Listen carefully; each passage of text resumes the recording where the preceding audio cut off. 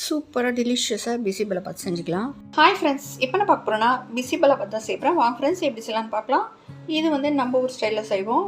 கர்நாடகா ஸ்டைல்லனா வந்து பட்டை கிராம்பெல்லாம் சேர்ப்பாங்க. இது வந்து 1 கப்பு ரைஸுக்கு 1/2 கப்பு வந்து துவரம்பருப்பு எடுத்திருக்கேன். இப்போ இதுக்கு வந்து ஒரு 4.5 கப்ஸ் வந்து நம்ம வாட்டர் சேர்த்து வேக வச்சு எடுத்துக்கலாம். ஒரு 15 மினிட்ஸ் இல்லைனா வந்து ஒரு 4 விசில் வேக வச்சு எடுத்துக்கலாம். பொடி, சால்ட்டு, 1 ஸ்பூன் வந்து ஆயில் சேர்த்துக்கோங்க. இப்போ வந்து ஒரு 15 மினிட்ஸ் வேக வச்சு எடுத்துடலாம். வெங்காயம், தக்காளி, புளி கரைசல் ஒரு லெமன் சைஸ் அளவு, வெங்காயம் சின்ன வெங்காயம் தான் எடுத்துக்கலாம். பிறகு வந்து நம்ம தனியா, வரமிளகாய், சீரகம் ஒரு 4 மிளகு, அதுக்கப்புறம் வந்து கடலைப்பருப்பு, வெந்தயம் வந்து ஒரு 1/4 ஸ்பூன். இதை வந்து வறுத்து பொடிச்சு எடுத்துக்கலாம். தேங்காய் வெண்ணெய் சேர்த்துக்கோங்க. கொப்பரை தேங்காய் சேர்ப்பாங்க கர்நாடகாவில். 2 டேபிள் ஸ்பூன் ஆயில் விட்டுட்டு கடுகு, சீரகம்,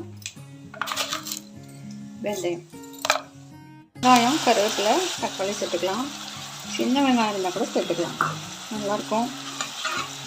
அதே மாதிரி என்ன வெஜிடபிள்ஸ் வேணுமோ சேர்த்துக்கலாம். பெருங்காயம், என்ன வெஜிடபிள்ஸ் இருக்கோ நம்ம சேர்த்துக்கலாம். பச்சை பட்டாணி, பீன்ஸு எது இருந்தாலும் சேர்த்துக்கலாம். என்ன வெஜிடபிள்ஸ் வேணும் சேர்த்துக்கலாம். இப்போ வந்து சால்ட்டு, பொடி, வாட்டர் சேர்த்துருவோம்.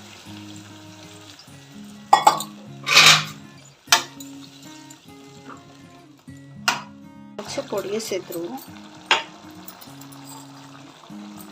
சேர்த்துட்டு வேகட்டும். கரைசலில் சேர்த்துடலாம்.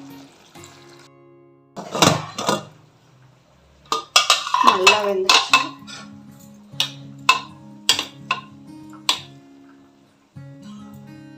வெந்த காய்கறிகளை நம்ம இங்கே சேர்த்துடலாம்.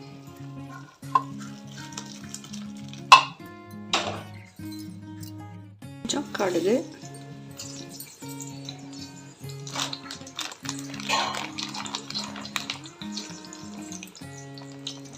முந்திரி வேணா சேர்த்துக்கலாம்.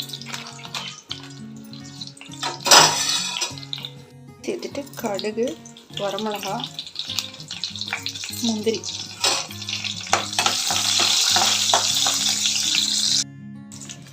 இன்னும் கூட சேர்த்துக்கலாம்.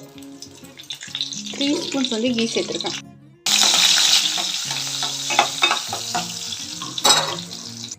தாளிப்பை சேர்த்துருங்க. சூப்பராக அருமையாக ரெடி ஆகிடுச்சு. நல்லா கலந்து விட்டுக்கோங்க. பெருங்காயமும் சேர்த்துருங்க. அது வீடியோ மிஸ் ஆகிடுச்சு. இப்படி லைக் பண்ணுங்கள், சப்ஸ்கிரைப் பண்ணுங்கள் ஃப்ரெண்ட்ஸ். தேங்க்யூ.